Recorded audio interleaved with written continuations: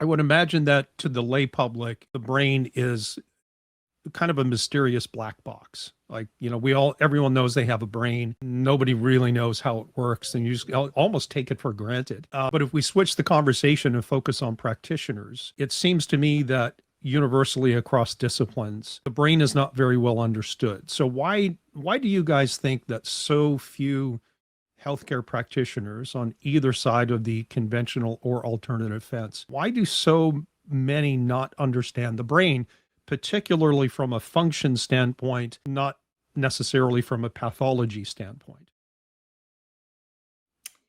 I guess I'll jump in and start. Yeah, you're absolutely right. I mean, I always say that the most important organ that we all have is our brain, and it's the one that most people know the least about. You know more about your heart and your gut, and you know nothing about your brain. But, also with practitioners, really very few practitioners really know anything functionally about the brain. Even neurologists, even neuropsychologists or psychologists. Most people don't realize that most psychologists have never had almost any neuroanatomy courses at all, like most zero.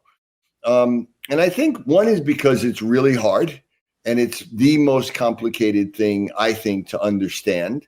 And I also think because there's a bias in the traditional medical world towards the biochemistry and towards the chemical understanding. And that's not really the foundational way the brain works. It works really as a product of function, of actions, of sensory feedback, of cognitive skills, of, there's a physics that underlies the brain and the connectivity. And so most people are not exposed to that or don't understand that. And I think those two reasons are partly where I think there are very few people that really have any real working knowledge of the brain at all.